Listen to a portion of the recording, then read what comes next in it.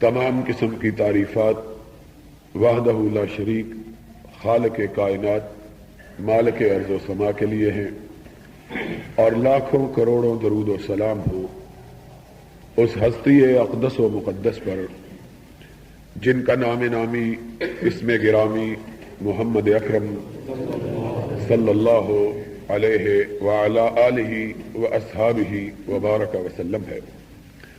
وہ ذات مقدسہ مبارکہ مطہرہ کہ رب العزت نے جنہیں رحمت کائنات اور امام ہدایت بنا کر اس دنیا میں مبعوث کیا، اور جنہوں نے مختلف قسم کے مذاہب اور آراء رکھنے والے لوگوں کو ایک مکمل اللہ کی طرف سے عطا کیے گئے دین پر متحد ہونے کی دعوت دی۔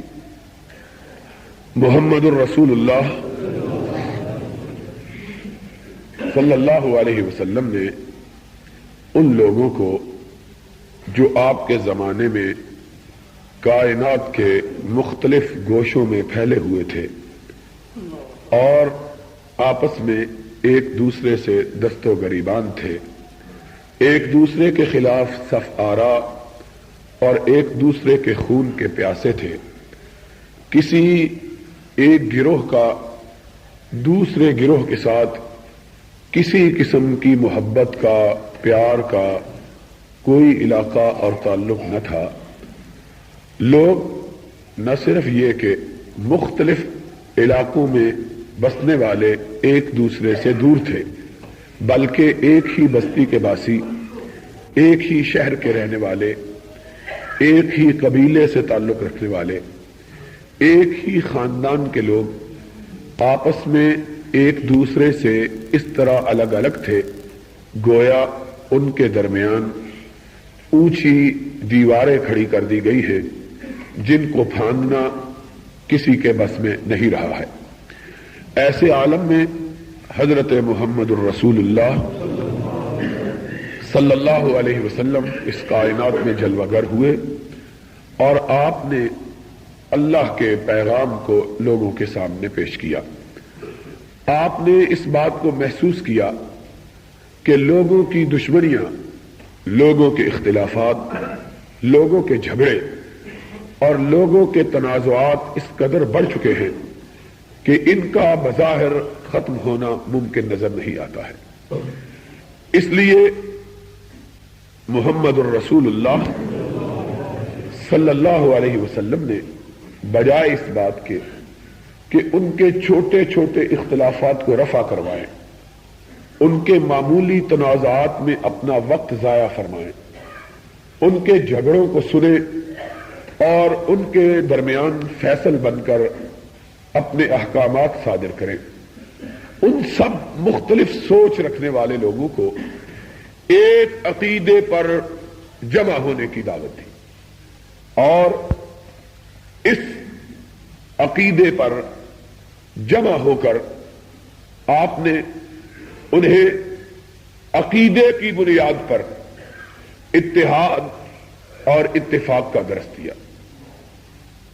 یہ بات بہت زیادہ سمجھنے کی ہے کہ کبھی بھی آج کے زمانے میں مسلمان کہلانے والے اپنی بگڑی ہوئی حالت کو اس وقت تک نہیں سنوار سکتے جب تک کہ وہ اپنے بگاڑ کو سلجھانے کے لیے وہی طریقہ اور وہی راستہ اختیار نہ کرے جو طریقہ اور راستہ محمد الرسول اللہ صلی اللہ علیہ وسلم نے اختیار کیا۔ لقد کان لکم فی رسول اللہ اسوۃ حسنہ، خود ساختہ طریقے، خود ساختہ انداز، خود ساختہ اسلوب اور خود ساختہ قوانین کبھی بھی مختلف دھڑوں کے درمیان اتحاد اور اتفاق قائم نہیں کر سکتے۔ دنیا آج مختلف حلقوں میں بٹی ہوئی ہے، اور دنیا کی بات چھوڑ دیں، اپنے آپ کو مسلمان کہلانے والے اتنے دھڑوں میں تبدیل ہیں کہ شاید اگر آدمی ان دھڑوں کو شمار کرنا چاہے تو شمار نہ کر سکے۔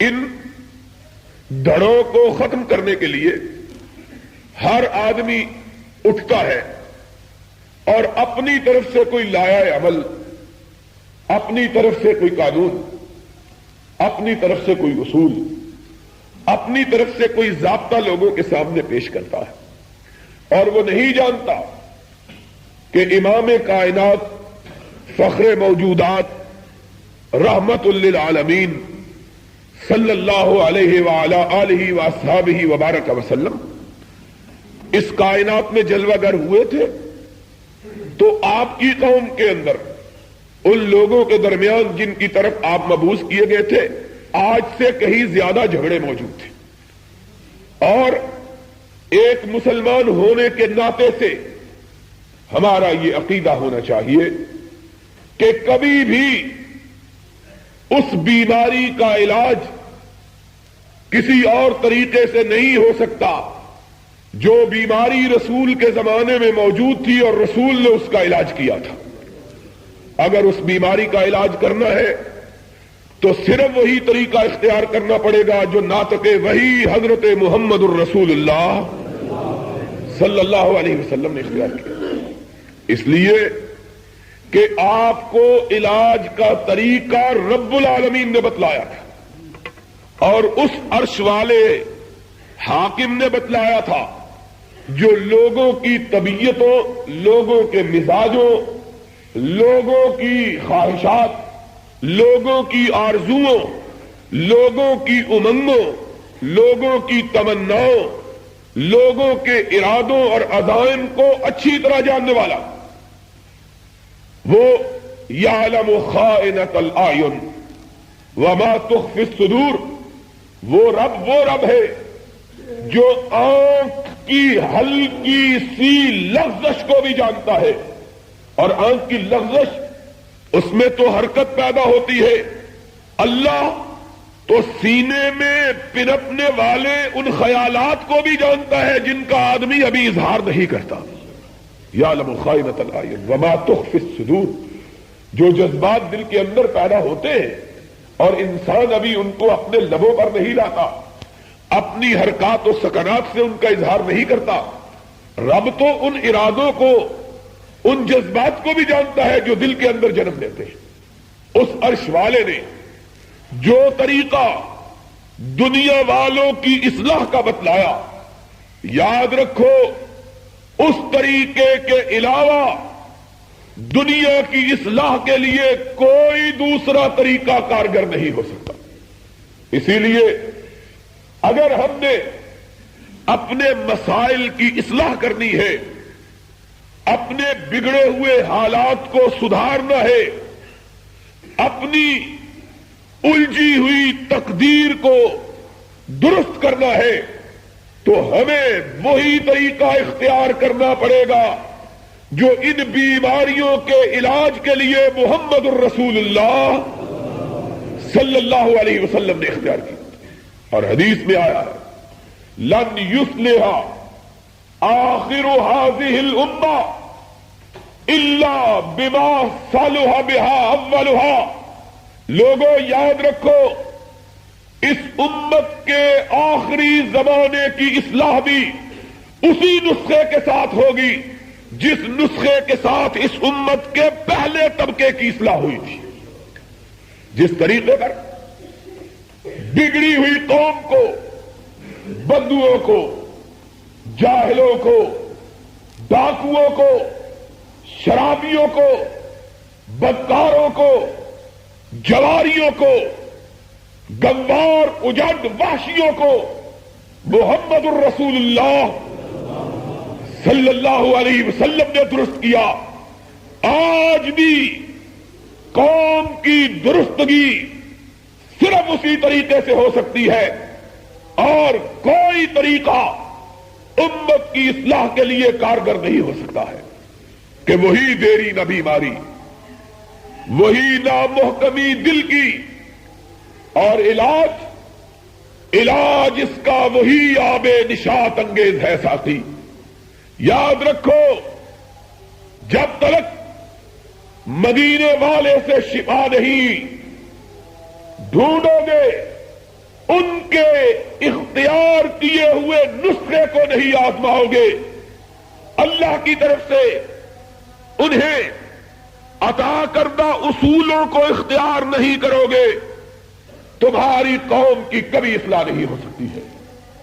ہماری قوم آج جس قدر بگاڑ کا شکار ہے، دنیا کی شاید کوئی قوم اس قدر بگاڑ کا شکار نہ ہو۔ اور میری مراد جب میں لفظ قوم بولتا ہوں تو صرف پاکستان کے مسلمان نہیں بلکہ پوری کائنات کے مسلمان، آج دنیا بھر کے مسلمان نبی پاک صلی اللہ علیہ وسلم کی پشین گوئی کے مطابق ان تمام بیماریوں کا شکار ہو چکے ہیں جن بیماریوں کا شکار پہلی امتیں ہوئی تھی اور اللہ کا عذاب ان پہ نازل ہوا تھا۔ امام کائنات علیہ الصلوۃ والسلام نے ارشاد فرمایا تھا، آپ نے کہا لوگوں، میری امت کے لوگوں، ایک زمانہ آئے گا تم بالکل وہی طریقے اختیار کرو گے جو ان قوموں نے اختیار کیے جن پر اللہ کا عذاب نازل ہوا۔ یہ نبی پاک صلی اللہ علیہ وسلم کا ارشاد ہے۔ آپ نے ارشاد کیا، اگر وہ کسی بل میں گھسے تو تم بھی اس بل میں ضرور گھسو گے، اگر انہوں نے کجی اختیار کی تم بھی کجی ضرور اختیار کرو گے، اگر انہوں نے انبیاء اور رسول اللہ کی تعلیمات کو پسے پشت پھینکا، اپنی خواہشات کو اپنا خدا اور اپنا رب بنایا، تم بھی اپنی خواہشات کو ضرور اپنا رب بناؤ گے، اگر انہوں نے اللہ کی وحدانیت سے رخ موڑا اور قبروں کو سجدہ گاہ بنایا، اپنے ہاتھ کے تراشے ہوئے بتوں کو رب بنایا، تو ایک زمانہ آئے گا تم بھی اپنے ہاتھ کے بنائے ہوئے بتوں کے سامنے سجدہ ریز ہوگے۔ یہ محمد الرسول اللہ صلی اللہ علیہ وسلم کا فرمان ہے۔ آج ہم نبی کی پشین گوئی کا مصداق بن کر واضح طور پر ان تمام قباحتوں، ان تمام بیماریوں کا شکار ہو چکے ہیں جن بیماریوں کی نشاندہی حضرت محمد کریم صلی اللہ علیہ وسلم نے وحی کی تائید سے، اپنے رب کے خبر دینے سے دنیا والوں کو خبر دی تھی۔ آج حالت یہ ہے کہ ہمارے ملک کا صدر باوجود ایک مخصوص عقیدہ رکھنے کے صرف راتوں کو قبروں پر اپنی بیوی کو لے کر اس لیے گزارتا ہے تاکہ لوگوں کو خوش کیا جائے، اور وہ نہیں سمجھتا کہ جن کو وہ خوش کرنا چاہ رہا ہے وہ اس کے حقیقی عقیدے کو اچھی طرح جانتے ہیں، لیکن اس سے وہ تو خوش نہیں ہوں گے، توحید والا ناراض ضرور ہو جائے گا۔ آج وہ بے غیرت مولوی جو یہ کہتے تھے ہم اسلام کے لیے ان کا ہاتھ مضبوط کرتے ہیں، میں ان بے غیرتوں سے پوچھتا ہوں کہ آج تمہارا جواب کیا ہے؟ اور بتلاؤ، اگر تم یہ کہتے تھے کہ اسلام آئے گا اور یہ اسلام لائے گا تو تم نے قوم کے ساتھ بے ایمانی کر کے، بددیانتی کر کے، خیانت کر کے ان لوگوں کے لیے راستہ کیوں چھوڑا ہے جو نہ مولوی ہے، نہ عالم ہے، نہ دیندار ہے، نہ نمازی ہے؟ تم اس قدر جرأت کے مرتکب کیوں نہیں ہوئے کہ اپنے آپ کو اسمبلیوں کے لیے پیش کرتے اور لوگ تمہارے منہ پر تھوکتے کہ تم بھی جھوٹے، جس کا تم ساتھ دیتے ہو وہ بھی جھوٹا ہے؟ کیوں نہیں تم نے اپنے آپ کو پیش کیا؟ منافقت، ہم نے منافقت کا اظہار نہیں کیا، ہم نے پہلے دن کہا ہم نہیں مانتے، نہیں مانا. جن لوگوں نے کہا مانتے ہیں وہ پیچھے کیوں کھڑے رہے؟ اپنے آپ کو کیوں پیش؟ اس لیے کہ جانتے ہیں لوگ ووٹ نہیں دیں گے. نہ دیتے ووٹ، وہ اپنے آپ کو ثابت تو کرتے کہ ہم حق کے لیے مرنے کو تیار ہیں. کہاں قول و فعل کا یہ تضاد محمد الرسول اللہ کی امت کے لیے سب سے بڑی تباہی کا سبب اور سب سے بڑی بربادی کی وجہ ہے. آدمی وہ بات کرے جس پر اس کا دل یقین رکھتا، اس کا دماغ اعتقاد رکھتا اور اس کے اندر اس کی سچائی کا یقین ہو. لوگوں کو احمد ابن حنبل کے، ابن تیمیہ کے، مالک ابن انس کے درس دیتے ہو اور خود بزدل ہو. تم ان چوروں سے بھی زیادہ بزدل ہو جنہوں نے احمد ابن حنبل کی پشت مبارک کو کوڑوں سے پٹتا ہوا دیکھا اور رک گئے. پوچھا اس مولوی کو کیوں پکڑ لائے ہو؟ یہ جیل تو چوروں کا گھر ہے. انہوں نے کہا تو اس مولوی سے پوچھ لے اس کو کیوں پکڑ کے لائے ہیں. چور رک گیا، احمد ابن حنبل کے سامنے کھڑا ہوا، کہنے لگا کیا تو نے بھی داڑھی رکھ کے چوری کی ہے جو پٹ رہا ہے؟ احمد کی آنکھوں میں آنسو آ گئے. فرمایا میں نے چوری نہیں کی، بلکہ میں نے نبی کی نبوت پہ چوری کے لیے ہاتھ ڈالنے والوں کا ہاتھ پکڑا ہے، روکا ہے. میں نے کہا ہے کہ میرے ہوتے ہوئے نبی کے دین پہ ڈاکہ نہیں پڑ سکتا. اس چور نے رک کر احمد ابن حنبل کو دیکھا. اس نے کہا تمہارا نام کیا ہے؟ احمد نے جواب دیا میری ماں نے میرا نام مدینے والے کے نام پہ احمد رکھا ہے اور اسی کے لیے میں مار کھا رہا، اسی کے دین کے لیے پٹ رہا اور آج سے نہیں پٹ رہا، 12 برس ہو گئے ہیں پٹتے ہوئے. اور چور رک گیا، اپنی چھاتی، اپنا منہ موڑا، اپنی پشت احمد ابن حنبل کی طرف کی، اپنا کرتا اٹھایا. احمد ابن حنبل نے دیکھا سارے جسم کی چمڑی ادھڑی ہوئی ہے. اپنا کرتا نیچے کیا، نظر اٹھائی. احمد ابن حنبل کو کہنے لگا سنو، میں نے یہ مار اپنے لیے کھائی ہے. حکومتیں مار مار کے تھک گئی ہیں، میں اپنی ضد سے باز نہیں آیا. اور اگر تو سچا ہے کہ کائنات کے امام کے لیے مار کھا رہا ہے تو دیکھنا اپنے لیے مار کھانے والا واپس نہیں پلٹا، محمد کے لیے مار کھانے والے تو پیچھے نہ ہٹ جانا. احمد ابن حنبل کہتے ہیں، ان کے الفاظ تاریخ کے سینے میں محفوظ ہیں. احمد ابن حنبل کی آنکھوں میں آنسو آ گئے. فرمایا اللہ اس چور کو ہدایت عطا کر اس کو جنت میں داخل فرما. اس نے احمد کے ڈگمگاتے ہوئے قدموں کو ثابت کر دیا ہے.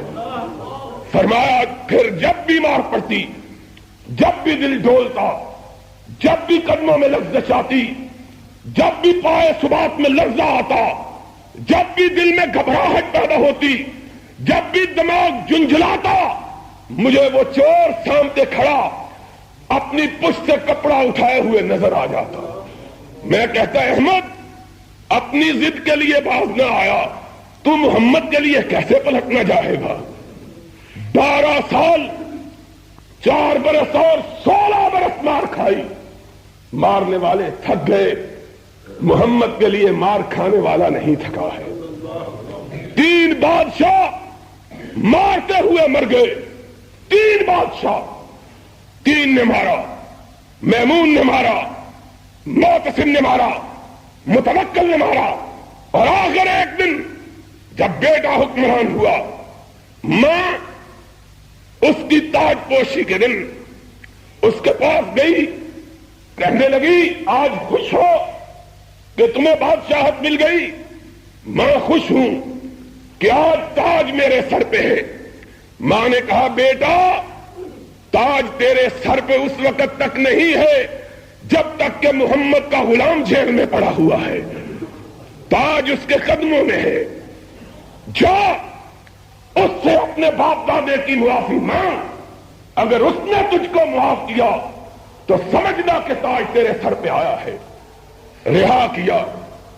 احمد ابن حنبل کے بارے میں مورخین نے لکھا ہے دبلا جسم، کمر جھکی ہوئی، سینہ زخموں سے چور، سر سیدھا رکھنے کی ہمت نہیں، اس قدر کمزور، مار کھا کھا کے 16 برس جسم چھلنی ہو گیا ہے۔ بادشاہ کا وزیر اجازت لے کر رہائی کا پروانہ لے کر جیل کے دروازے پر پہنچا، امام رہا ہوئے، گزارش کی، کہا امام ایک بادشاہ کی طرف سے عرضداشت ہے۔ امام نے فرمایا کیا ہے؟ کہا بادشاہ چاہتا ہے کہ ایک رات میرے گھر میں گزار لو۔ میرے باپ دادوں نے ظلم کیا۔ امام نے نگاہ آسمان کی طرف اٹھائی، اللہ بادشاہوں کی دھمکیاں تو پیروں میں لغزش نہیں پیدا کر سکی، کہیں اس کی امید اور آرزو اور گزارش لغزش نہ پیدا کر دے۔ یہ دو بھاری تلوار کہیں اور مولویوں، صرف مسافے پر اپنا دین بیچنے والوں، صرف ملاقاتوں پر اپنا ایمان فروخت کرنے والوں، دو آنے کی چائے کی پیالی پر اپنے عقیدے کو رخصت کرنے والوں، سنو، حوالے احمد ابن حنبل کے دینے چھوڑ دو، نام رسول اللہ کا لینا چھوڑ دو، پھر جو تمہارے جی میں آئے کرو، کم از کم اس رسول برحق سے بے وفائی تو نہ کرو جس نے ساری کائنات کو ٹکرا دیا تھا، اپنے رب کی بات پہ آنچ نہیں آنے دی تھی۔ کیا حوالے بیان کرتے ہو؟ ممبروں پہ چڑھتے ہیں، حوالے احمد ابن حنبل کے، حوالے ابن تیمیہ کے، حوالے مالک ابن انس کے، حوالے شاہ شہید کے، حوالے مجدد الفسانی کے۔ تم حوالوں کے لیے بادشاہوں کے ان پجاریوں اور حواریوں کو تلاش کرو جن کا ایمان یہ ہوتا تھا کہ بادشاہوں کے اشارہ ابرو پر مسئلے تلاش کرے، خدا کے دین کو بدلے، قرآن کو بدلے، محمد کے فرمان کو بدلے، تاکہ بادشاہ کی بات اونچی رہے۔ تم ان کی بات کو تلاش کرو، ان کے حوالے دیا کرو۔ احمد ابن حنبل وہ احمد ابن حنبل تھا جب اس کے پاس بادشاہ کا ہر کارا آیا، آسمان کی طرف نگاہ اٹھائی، اللہ یہ ایک نیا جان لے کے آیا ہے، پاؤں میں لغزش نہ آ جائے، تو ثابت قدم رکھنا۔ نظر اٹھائی، وزیر منتظر کھڑا ہے، امام کیا جواب ہے؟ امام کے لبوں پر جنبش ہوئی، فرمایا جس گھر میں مدتوں تک رب کی نافرمانی ہوتی رہی، احمد اس گھر میں کیسے داخل ہو سکتا ہے؟ جاؤ بادشاہ کو کہہ دو میں اس گھر میں داخل نہیں ہو سکتا جس گھر میں رب کی نافرمانی ہوتی رہی۔ بادشاہ کو خبر پہنچی، تڑپ اٹھا، ماں یہ تیرا امام، میں نے اس سے گزارش کی میرے گھر آ جائے، اس نے میرے گھر آنا گوارا نہیں کیا، اتنا جو سخت جواب دیا۔ ماں نیک تھی، اس نے کہا بیٹے محمد کے فرما بردار کا جواب یہی ہونا چاہیے تھا۔ کہا میں جاتی ہوں۔ بادشاہ کی ماں، بادشاہ کی بیوی خود ایک فقیر کے دروازے پر گئی۔ احمد ابن حنبل باہر تشریف لائے، بادشاہ کی ماں کو کھڑے دیکھا، اس کی نیکی کے قصے سنے ہوئے تھے، اپنی گردن کو جھکا دیا۔ ماں کہنے لگی احمد میں تیری ماں بھی ہوں، میرے بیٹے کی خواہش ہے لمحے بھر کے لیے ہمارے گھر آ جا۔ فرمایا ماں میں اس گھر میں قدم نہیں رکھ سکتا جس گھر میں محمد کی نافرمانی ہوتی رہی ہو۔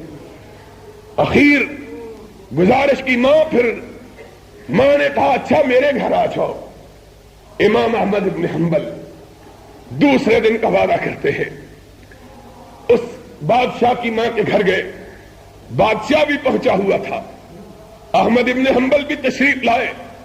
بادشاہ کی ماں کا گھر ہے, ہر طرح کے کھانے سجے ہوئے ہیں, دسترخوان لگے ہوئے ہیں, اور چھوٹے چھوٹے نوالوں پہ بکنے والوں, دیکھو جن اماموں کا تذکرہ کرتے ہو ان کی زندگیاں کیا ہیں.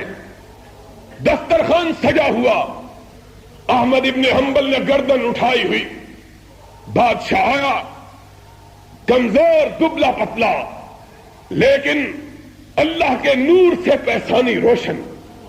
بادشاہ کی گردن جھک گئی, ایک نظر بھر کے احمد کے نورانی چہرے کو نہیں دیکھ سکا. کہنے لگا امام مجھ کو معاف کر دو, میرے باپ نے بہت ظلم کیے, میرے دادا نے بہت ظلم کیے, انہیں معاف کر دو. فرمایا بادشاہ تجھ کو ہم نے معاف کیا کہ تو نے تو کچھ نہیں کیا, ندامت کا اظہار کر لیا, لیکن تیرے باپ دادے کو کیسے معاف کر لوں؟ قیامت کے دن میرے دامن میں یہی کچھ تو ہے کہ میں اپنے رب کی بارگاہ میں جاؤں گا. اللہ جب لوگ ایسے کر رہے تھے, تیرا احمد تیرے محمد کی وجہ سے قید خانے میں کوڑے کھا رہا تھا, میں کیسے ان کو معاف کر دوں؟ ان کی والدہ نے پردے کے پیچھے سے کہا امام دسترخوان سجا ہے. امام کی آنکھوں میں آنسو آ گئے.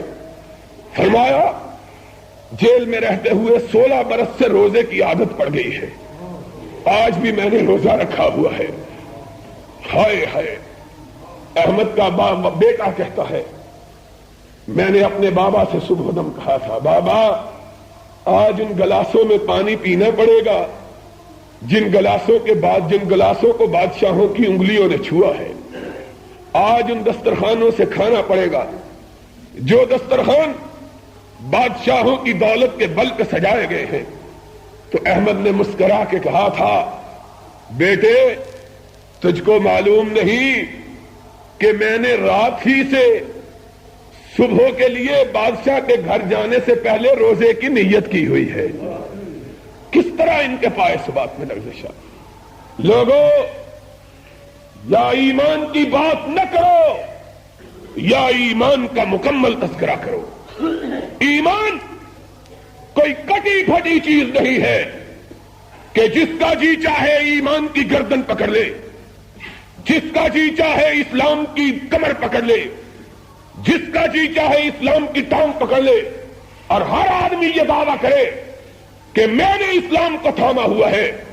اسلام ایک مکمل ضابطے کا نام ہے, سر سے لے کر پیر تک اپنے آپ کو اس سانچے میں ڈھالنے کا نام ہے جس سانچے میں رب العالمین کے حکم سے رحمت للعالمین نے اپنے ساتھیوں کو ڈھلنے کا حکم دیا ہے. کیا نام لیتے ہو اسلام کو؟ اسلام اسلام اسلام.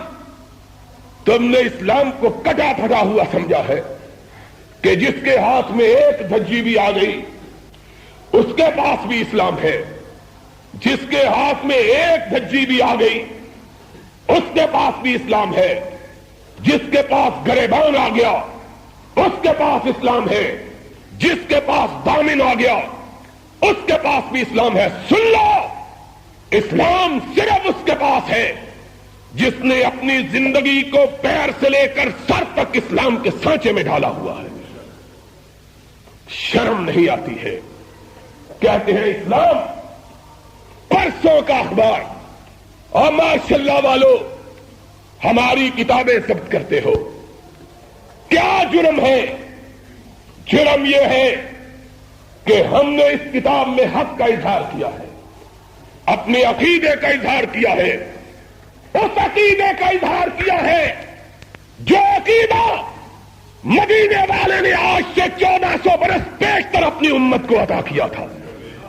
وہ جاہل سکلی اطلاعات جس کو قرآن کا حرف نہیں آتا, جو محمد کے نام سے بے خبر ہے, وہ جاہل ہماری کتاب کو ضبط کرتا ہے. جانتا ہوں اس لیے ضبط نہیں کرتا کہ اس میں کوئی قابل اعتراض چیز ہے، اس لیے ضبط کرتا ہے کہ لوگوں کو راضی کرے۔ سنگا، تیری ضبطی کا حکم میرے بوٹ کی ٹھوکر میں ہے، تیرے ضبطی کے حکم سے کیا ہوتا ہے؟ ضبط وہ ہوتا ہے جو عرش والے کی طرف سے ضبط ہوتا ہے، تیری ضبطی کا کیا ہے؟ ہم فقیروں کو تو رب نے یہ سعادت بخشی ہے کہ رب کی قسم ہے ساری زندگی اگر عرش والے کی بارگاہ میں سجدے میں پڑے رہے تو اس کا شکریہ ادا نہیں ہو سکتا۔ تم کو کیا معلوم ہے کہ ہماری کیفیت کیا ہے؟ اس دفعہ میں مصر گیا، میری ایک کتاب ہو بغیر تو تمہیں حیا نہیں آتی، بجائے اس بات کے کہ تم اس بات پہ فخر کرو کہ تمہارے ملک کا ایک باشندہ اس کی کتابیں دنیا بھر کے سب سے بڑے ملکوں میں، سب سے بڑے پبلشرز ہاؤسوں میں، سب سے بڑے ناشرین کے پاس چھپتی ہیں۔ فیضان سی ڈی سینٹر علماء کرام کی تقاریر، مناظرے اور تلاوت قرآن پاک کی سی ڈیز کی ریکارڈنگ اور خریداری کے لیے رابطہ کریں۔ دکاندار حضرات اور اسٹال لگانے والوں کے لیے خصوصی رعایت۔ ہمارا پتہ ہے فیضان سی ڈی سینٹر، عزیر پی سی او، نزد جامع مسجد بیت المکرم اہل حدیث، محلہ فیصل کالونی، پرانی چنگی، حفصہ آباد روڈ، گوجرانوالا۔ کی راہ میں رکاوٹیں ڈالتے ہو، تمہیں کیا پتا ہے کہ جب تم کسی بدقیمتی کا اظہار کرتے ہو، عرش والا اس کے بدلے میں اپنے بندے کو اپنی نوازشات سے اور زیادہ نواز دیتا ہے۔ تم کو کیا پتا ہے؟ اس دفعہ میری کتاب قاہرہ میں چھپ رہی تھی، جا اس بے غیرت سیکٹری اطلاعات کو کہو لکھ لا، اور ہم وہ مولوی بزدل نہیں ہیں جو صدر سے مصافحہ کر کے 15 دن تک ہاتھ کو نہیں دھوتے، مسح کرتے ہیں کہ صدر سے مصافحہ کیا ہوا ہے۔ جا اس کو پہنچا دو کہ میں نے یہ کہا ہے، میں اس کو کہتا ہوں تو اس کتاب کو ضبط کرتا ہے، اس کتاب کو بھی ضبط کر کے دکھا جو قاہرہ میں چھپی، ایک اجنبی کی، ایک اجمی کی، ایک غیر ملکی کی، ایک ایسے شخص کی جو مصر سے ناآشنا ہے، اور پہلے دن جب کتاب مارکیٹ میں آئی تو رب کے فضل و کرم سے صبح کے سورج کے وقت آئی، شام کے وقت اس کا سارا ایڈیشن ختم ہو چکا تھا، اور میں منبر رسول پہ کھڑا ہوں، خداوند عالم کی قسم کھا کے کہتا ہوں آج تلک میں مصر میں گزرتا ہوا چلا گیا، کبھی زیادہ وقت گزارنے کا موقع نہیں ملا۔ اس دفعہ بھی میں آپ سے وعدہ کر کے گیا تھا کہ صرف 2 جمعے رہوں گا، انشاءاللہ تیسرا جمعہ پڑھاؤں گا، کیونکہ کتاب پہلے بھیجی ہوئی تھی، خیال تھا چھپ چکی ہوگی، لیکن وہاں جا کے معلوم ہوا کہ کتاب کے مسودے کے کچھ صفحے گم ہو چکے تھے، اس لیے لوگ میرا انتظار کر رہے تھے کہ وہ صفحات ملے تو ہم کتاب کو چھاپیں۔ اس بنا پر تاخیر ہوگی، لوگوں کو پتا چلا، اور میں اپنے رب کا کیسے شکر ادا کروں کہ سیالکوٹ کی ایک چھوٹی سی بستی میں پیدا ہونے والا اور لاہور کی ایک تنگ گلیوں کے اندر واقع مسجد میں رب کے رسول کا عالم بلند کرنے والا، میں کیسے شکر ادا کروں؟ کعبے کے رب کی قسم ہے، لوگوں کو جب پتا چلا کہ میں قاہرہ کے اندر ہوں، 1,40,00,000 کی آبادی ہے اس شہر کی، ایسا معلوم ہوتا تھا کہ قاہرہ کا ایک باشندہ بھی ایسا نہیں جو احسان الہی ظہیر کو نہیں جانتا۔ پورے قاہرہ سے، ہر مسجد سے جمعے کی تقریر کی، خطاب کی دعوتیں آنے لگیں، اور 2 تقریریں ہوئی۔ پورے قاہرہ کے اندر کوئی مسجد ایسی نہ تھی جس میں صرف اس رب کی توفیق سے میری تقریر کی کیسٹیں نہ سنائی جا رہی ہوں۔ اور جب تیسری تقریر ایک مسجد کے اندر رکھی گئی 4-5 کنال کے اندر مسجد تھی، اس سے 4-5 گنا بڑی۔ مسجد میں تل بھرنے کو جگہ نہیں تھی، ٹریفک بند ہو گئی، فٹ پاتھ پہ لوگ سخت سردی کے موسم میں عشاء کے بعد وہاں 12 درجے 10 درجے رات کو 6 درجے اس قدر سخت موسم تھا سرد۔ میں نے زندگی میں کبھی کپڑوں کے نیچے دراز نہیں پہنا ہے، لیکن اتنی سخت سردی تھی کہ مجھے وہاں سے اون کا بنا ہوا دراز خریدنا پڑا۔ اس ٹھٹرتی ہوئی سرد رات میں 4.5 گھنٹے تک عشاء کے بعد اللہ کے فضل سے میری تقریر ہوئی۔ لوگ ننگی سڑک پہ ننگے آسمان کے نیچے بیٹھے ہوئے تھے، اور رب ذوالجلال کی قسم ہے ممبر پہ کھڑا ہو کے کہتا ہوں 4.5 گھنٹے کے بعد جب تقریر ختم ہوئی تو لوگ کہتے تھے ہاتھ باندھ کے، اور مسجد کے خطیب کہہ رہے تھے خدا کا واسطہ ہے جمعہ پڑھا کے جاؤ، جمعہ پڑھائے بغیر نہ جاؤ، یہاں جمعہ پڑھا کے جاؤ، ہم چاہتے ہیں کہ تمہارے پیچھے ایک جمعہ ادا کریں اور تمہاری ایک اور تقریر سنیں۔ تم کتنی پابندیاں لگاؤ گے؟ یاد رکھو ہم نے پہلے دن سے یہ سبق پڑھا ہوا ہے، ساری کائنات ناراض ہوتی ہے تو ہو جائے، عرش والا ناراض نہ ہو، اور جس سے عرش والا ناراض نہ ہو دنیا کی ناراضگی اسے کوئی نقصان پہنچا سکتی نہیں۔ کیا نقصان پہنچا؟ بے غیرتی کی انتہا ہے۔ جن لوگوں نے ہم پہ کفر کے فتوے دیے، جن لوگوں نے یہ کہا کہ ان کا مسجد میں داخلہ حرام ہے، جنہوں نے کتابوں میں یہ لکھا جس مسجد میں اہل حدیث نماز پڑھتا ہے وہ مسجد ناپاک ہو جاتی ہے، جن لوگوں نے یہ کہا کہ اہل حدیث دیوبندی سے مصافحہ کرنے سے نکاح ٹوٹ جاتا ہے، جن لوگوں نے یہ کہا کہ امام حرم کے پیچھے جس نے نماز ادا کی ہے اس کا نکاح ٹوٹ گیا ہے، ان لوگوں پر کوئی پابندی نہیں، ان کی کوئی کتاب ضبط نہیں۔ ہماری کتاب ضبط کرتے ہو، تم ضبط کر کے دیکھ لو، ہم چھاپ کے دکھائیں گے، دنیا کی کوئی طاقت ہم کو حق بات کہنے سے روک نہیں سکتی ہے انشاءاللہ۔ تمہاری کیا حیثیت ہے؟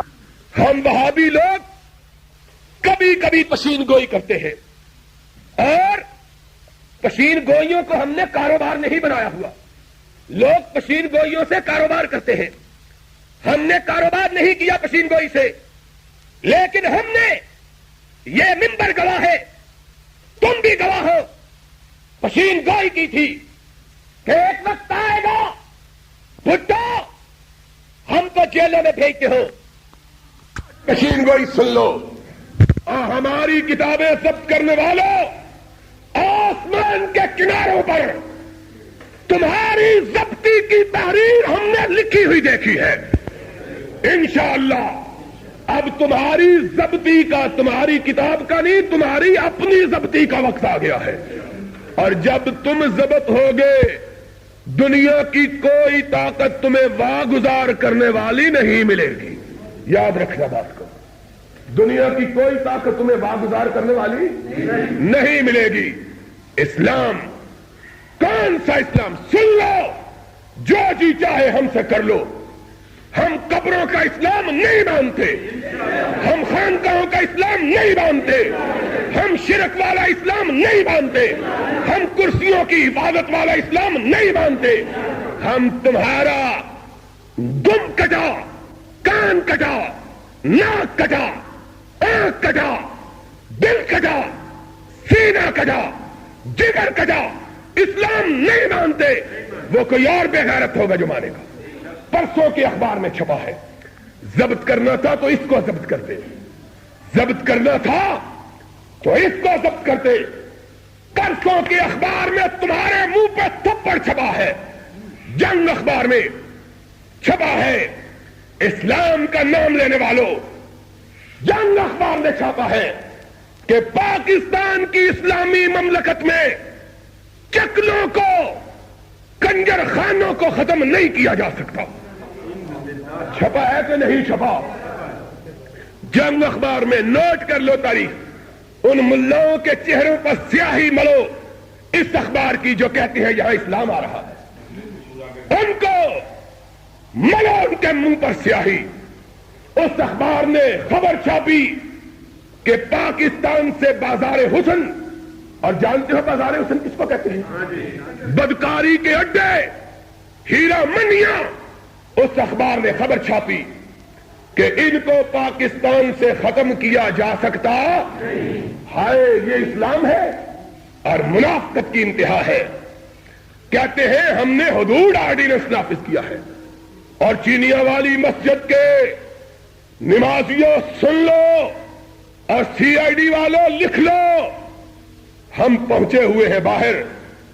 خبر چھپتی ہے ان پہ مقدمہ درج ہو گیا ہے. اور میں مصر میں ایک دن اخبار پر آ کر لکھا ہوا ہے سانلہ ظہیر کا مقدمہ.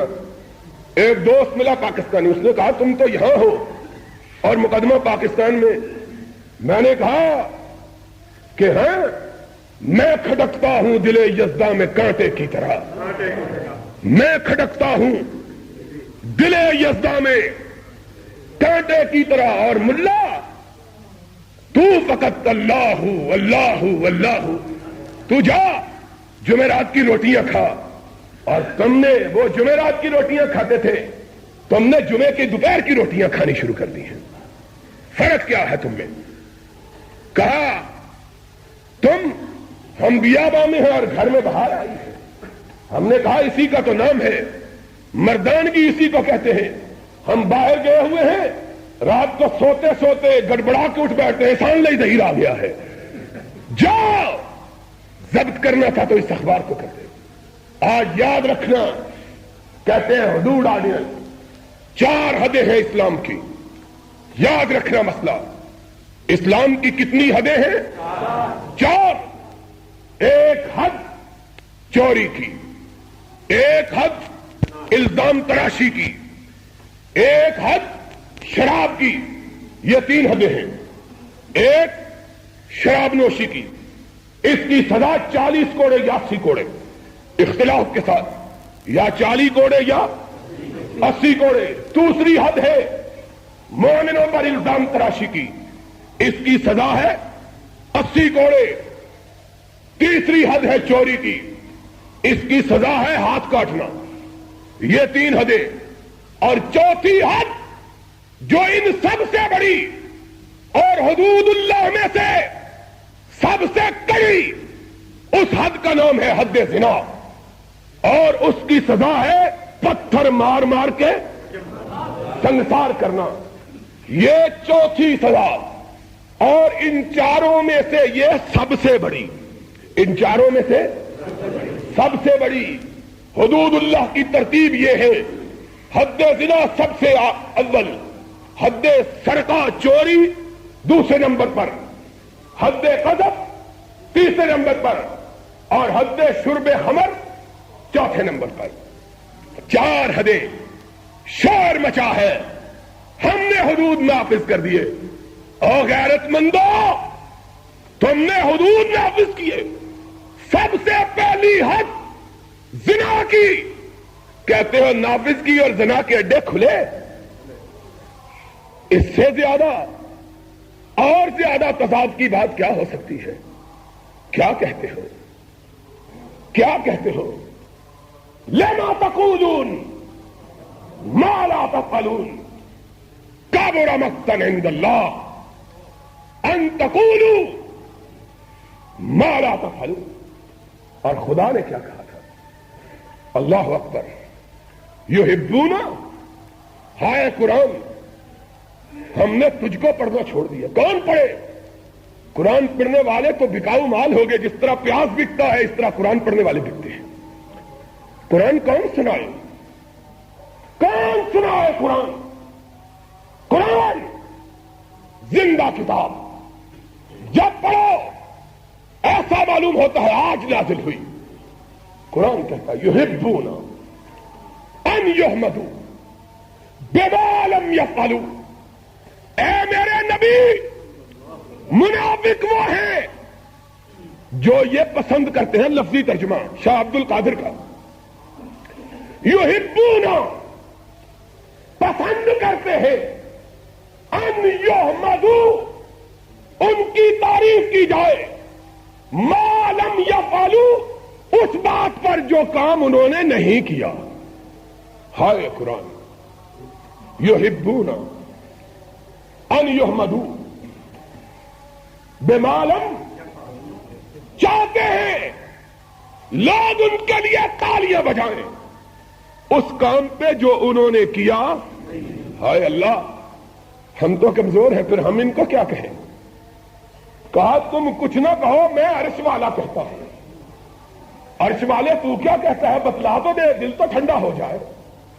کہا نبی سنا دے، فلا تحسبنہم بمفازۃ من العذاب وَلَهُمْ عَذَابٌ أَلِيمٌ.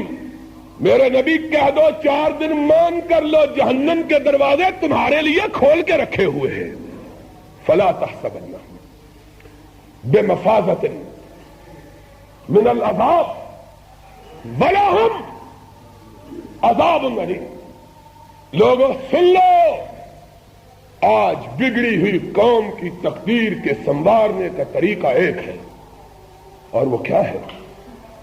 اور مزے کی بات بھی بتلا دوں، ہماری جو کتاب ضبط ہوئی ہے اس کے پاکستان میں 8 ایڈیشن چھپ چکے ہیں. اور 8 ایڈیشن کتنے چھپے ہیں؟ 2 لاکھ کے قریب کتاب چھپ چکی ہے. اور اب اس کتاب کا ایک خریدار بھی پاکستان میں زندہ. تم اس کو ضبط کر لو تو پھر قاہرہ سے کون ضبط کرے گا؟ سعودی عرب سے کون کرے گا؟ کویت میں کون کرے گا؟ کتاب بھی عربی کی. تم نالائقوں کے پڑھنے کے لیے تو پہلے ہی ہم نے نہیں لکھی تھی، تمہیں کیا تکلیف ہوگی؟ ان کی عقل مندی دیکھ لو. منہ پہ کالک بھی ملی ہے تو اس چیز کی جس کا کوئی حاصل نہیں. فلا تحسبنہم بمفازۃ من العذاب. اور انشاءاللہ دنیا میں بھی عذاب ہوگا، آخرت میں بھی ہوگا. ان بطش ربک لشدید. ان مولویوں نے گھنگنیاں ڈالی ہوئی ہیں، کوئی نہیں بولے گا. حق پرست، حق پسند، حق گو. فلا تحسبنہم بمفازۃ. اور مولوی حیرت کی بات یہ ہے، بعض ایسے سادہ دل ہیں، بعض تو ضمیر فروش، بعض سادہ لوگ بھی ہیں، وہ کپڑا انگلستان کا اور ماپتے ہیں مدینے کے گز سے. کپڑا انگلستان کا اور ماپتے ہیں، یا کپڑا بھی مدینے کا لاؤ. کل تک ہم کو کہتے تھے انتخاب شیطانی چرخا، پڑا اخبار میں انتخاب شیطانی چرخا، جو انتخاب میں حصہ لے گا وہ اب سارے شیطان بنے ہوئے. ہائے ہائے، ایمان خدا کی قسم ہے، سن لو، یہ قرآن 1400 برس میں نہ بدلا ہے نہ بدلے گا. نہ بدلا ہے، قیامت تک نہیں بدلے گا. لا یأتیہ الباطل من بین یدیہ ولا من خلفہ. جس دن سے اترا، جس دن تک دنیا ہے، یہ قرآن ہی رہے گا. تبدیل ہو سکتا؟ اور یہ حکمران صبح اور ہوتے ہیں، شام اور. ان کا کیا ہے؟ ان کی کیا بات ہے؟ شب موم کر لیا، سحر آہن بنا دیا. ان کا ان کے ساتھ ہم نے اپنا تعلق اس قرآن کے ساتھ رکھا، اور جس میں یہ قرآن اترا اس کے ساتھ رکھا.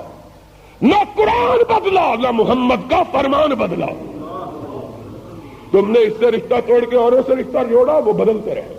تم بھی قبلہ تبدیل کرتے رہو، ہر روز قبلہ تبدیل کرو کہ ہر قوم راست کر دے دینے و قبلہ گاہ ہے. ماں قبلہ راست کر دے برسمت کچکلا ہے. تم نے تو کچکلا کو اپنا قبلہ گاہ بنایا ہوا، بدلتے رہو. انتظار کی گھڑیاں گنتے رہو، حضرت آئیں گے، ہم آنکھیں بچھائیں گے.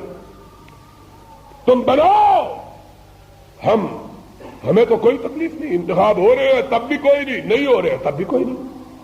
لیکن بھولے بادشاہ کہتے ہیں شیطانی چرخا. اور اب شیطانی چرخے کے اندر چرخے کا پورا تکلا بنے ہوئے ہیں. خدا تیرے یہ سادہ بندے، خدا بندہ تیرے یہ سادہ دل بندے کدھر جائے کہ درویشی بھی عیاری ہے، سلطانی بھی عیاری. لیکن لوگوں گواہ رہنا، جن تلک میری آواز پہنچے وہ قیامت کے دن گواہی دینا. اللہ کے فضل و کرم سے جب تک ہوش و حواس قائم ہے، زبان میں قوت گویائی موجود ہے، ہاتھ میں لکھنے کی سخت موجود ہے، قبلہ بیت اللہ ہی کو رکھیں گے، آقا مدینے والے ہی کو رکھیں گے. انشاءاللہ اس میں تبدیلی آنے پائے گی. 100 بار کر چکا ہے تو امتحان ہمارا. وآخر دعوانا الحمدللہ رب. کہ میں شاید میرا خیال ہے جب سے سفروں پہ روانہ ہونا شروع ہوا ہوں اتنی دیر کبھی نہیں ہوئی ہے. اس دفعہ ارادہ تو یہی تھا کہ 1-2 ہفتے کے بعد آ جاؤں گا، میں نے آپ سے کہا بھی، لیکن اس دفعہ اتنی تاخیر ہو گئی کہ جس کی مجھے توقع بھی نہیں تھی. اور میں ایسا محسوس کرتا ہوں شاید جب میں نے کہا تھا 2 ہفتے کے بعد آ جاؤں گا، انشاءاللہ نہیں کہا تھا، میرا خیال ہے اسی وجہ سے کچھ تاخیر زیادہ ہو گئی. اور سبب یہی تھا، پہلے سعودی عرب کے مختلف شہروں میں تقریریں وقریریں ہوتی رہی، پھر قاہرہ کے لوگ کتاب چھپنے کے بعد بھی چھوڑنے کے لیے تیار نہیں تھے. خدا گواہ ہے، جس کو کہتے ہیں نا کہ بھاگ کے آیا ہوں چوری چھپ کے، وہ میرا حشر تھا. اور میں ان کو کہہ رہا تھا کہ تمہیں شاید پاکستانیوں نے آ کے بتلا دیا ہے کہ میں تقریریں کرتا ہوں، یہاں تو یہی مشہور تھا کہ کتابیں لکھتا ہوں، لیکن پتہ نہیں تمہیں کس طرح پتہ چل گیا ہے. لیکن لوگوں نے اس قدر محبت اور پیار کا اظہار کیا. اور میں جو آپ کو خوشخبری سنانا چاہتا ہوں وہ یہ ہے کہ اللہ کے فضل و کرم سے اب ہر روز مہینے 2 مہینے کے بعد سفر کا اتفاق ہوتا ہے مختلف ملکوں میں. لیکن اس بات کو دیکھ کر انتہائی خوشی بھی ہوتی ہے اور حیرانگی بھی ہوتی ہے کہ دنیا کا کوئی ملک ایسا نہیں اور کسی ملک کا کوئی شہر ایسا نہیں جس میں اللہ کے فضل و کرم سے اہل حدیث کی دعوت انتہائی تیزی کے ساتھ نہ پھیل رہی ہے.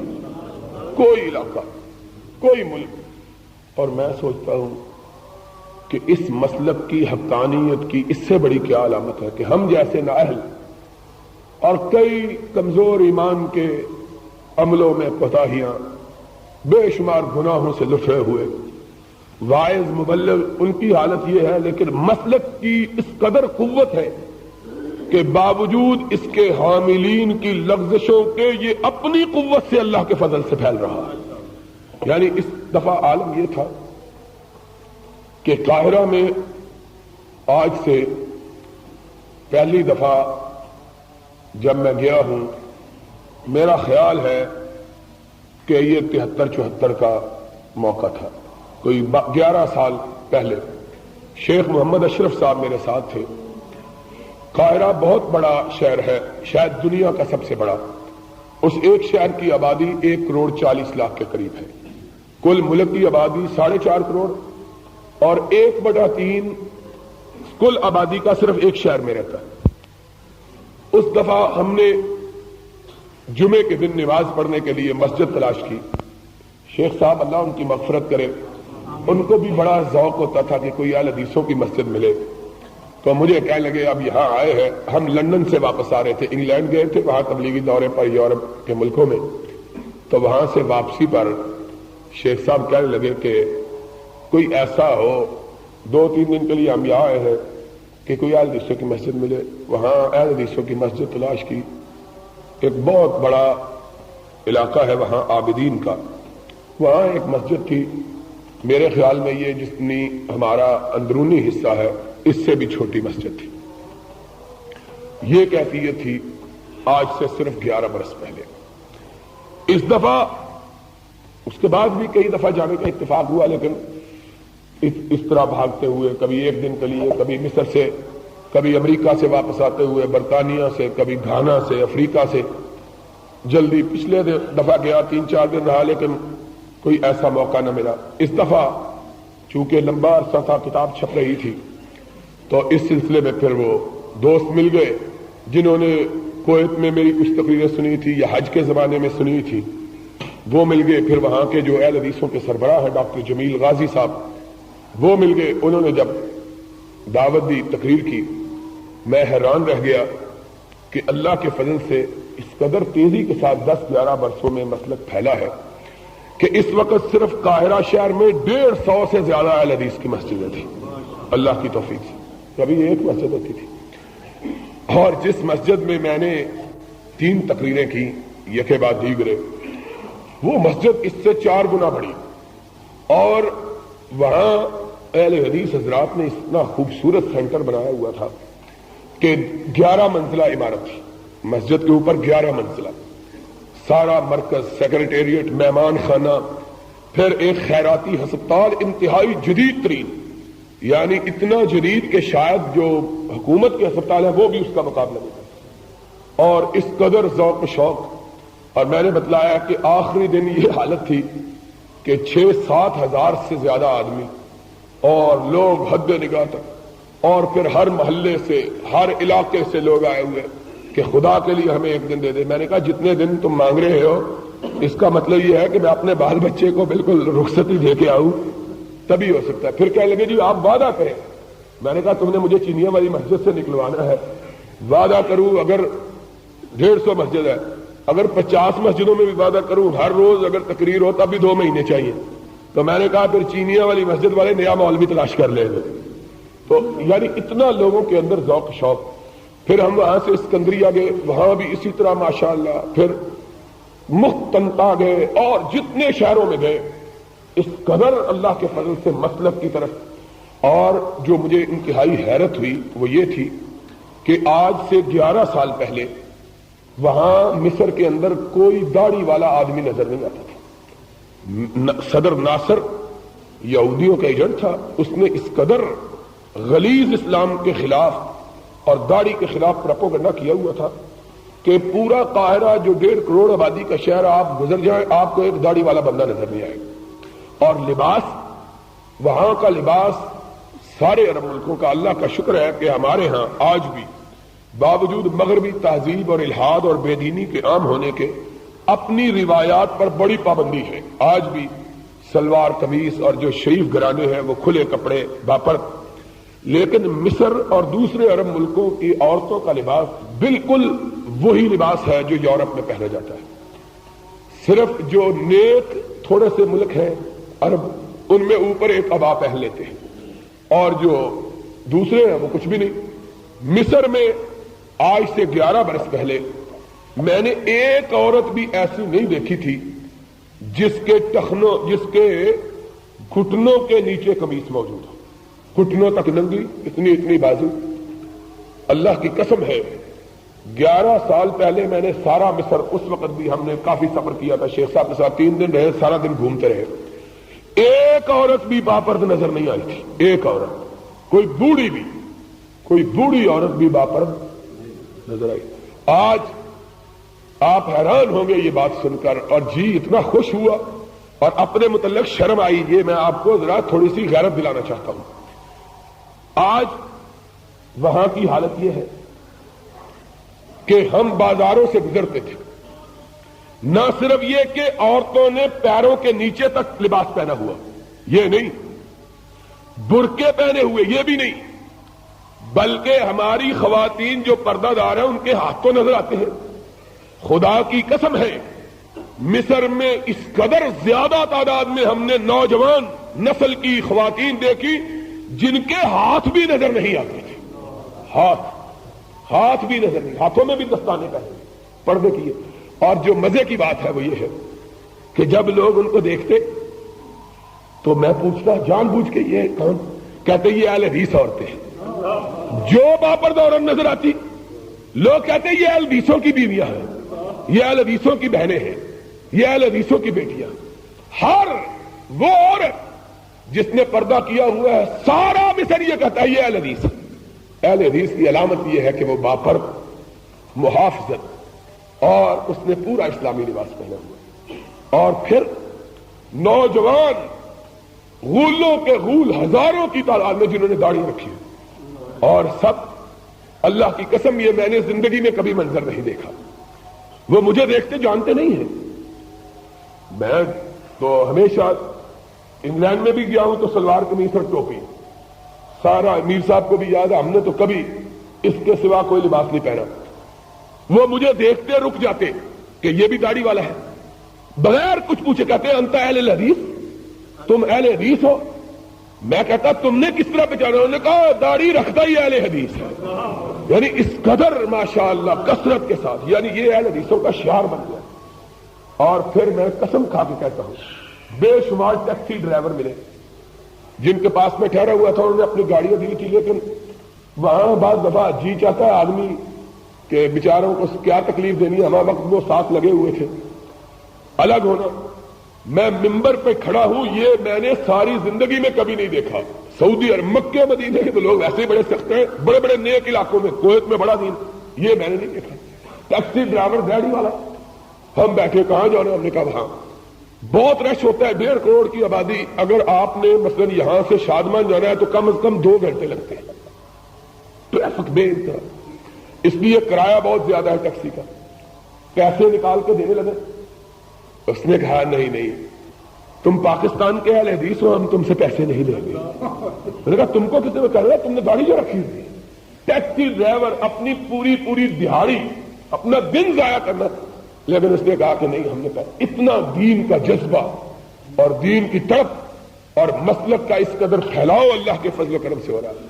तो आप हजरात माशाअल्लाह यहां अल्लाह की तौफीक से पुराने अहले हदीस और माशाअल्लाह कसरत से अल्लाह की तौफीक से मसलक यहां भी उसी तेजी से फैल रहा है जिस तरह बाहर फैल रहा है, अल्लाह की तौफीक से, इसमें कोई शुबा नहीं। और जो लोग बाहर फिरते रहते हैं, हमको पूछो, आज से 10 बरस पहले जलसा करते थे 100 आदमी नहीं आता था, आज जलसा करते हैं हद्दे निगाह तक इंसानों का हुजूम। और मेरा तो हाल ये है, अभी 3 दिन हुए हैं, अभी अपने घर के काम नहीं किए। ये हमारे चौधरी अब्दुल अजीज साहब है, अल्लाह इनको खुश रखे, सलामत रखे। और मेरे केस के पीछे हमारे साथ तो ये लगी हुई है ना कि यार जिंदा और सोबत भी जिंदा साथ ही चक्की की जो है। हम हक बात कहने से बाज नहीं आते, वो हमको मारने से बाज नहीं आते। हम कहते हैं तुम अपना काम किए जाओ, हम अपना काम किए जाते हैं। इमाम मालिक रहमतुल्लाह अलैह वुजू कर रहे थे, एक बिच्छू देखा जो ऊपर चढ़ना चाहता है और चढ़ा नहीं जाता, फिसलन है। हाथ से उस बिच्छू को पकड़ के बाहर निकालना चाहा, बिच्छू ने डंक मारा, हाथ से छूट गया। फिर पकड़ा, फिर डंक मारा, फिर छूट गया, फिर पकड़ा। शागिर्द पास करता, उसने कहा इमाम साहब आप अजीब आदमी, ये आपको डंक मारता है, आप उसको बाहर निकाल। फरमाया ये अपनी बुरी हरकत नहीं छोड़ता, हम अपनी अच्छी हरकत क्यों छोड़ दें? तो हमारा हुकूमत का यही हाल है, ये हमें डंक मारना नहीं छोड़ते, हम कहते हैं हम इनको समझाना क्यों छोड़ दें, ये अपनी काम करते हैं। तो मैं कह रहा था, वो केस थे बड़े पीछे, चौधरी साहब अल्लाह इनको खुश रखे, लड़ रहे थे। चौधरी साहब दुआ है सामने बैठे हुए हैं कि मेरे इतनी मुसीबत के मैं इनको भी 3 दिन से नहीं मिल सका। टेलीफोन पे मुलाकात हुई, मुलाकात नहीं कर सका कि हमारा क्या बना है। हमने कहा कि इन लोगों ने क्या बनाना है, ये हमारे दोस्त हैं, अल्लाह इनको सलामत रखे, लड़ रहे हैं। इन्होंने क्या बनाना है? बनाना तो हमारे अर्श वाले खुदा ने है।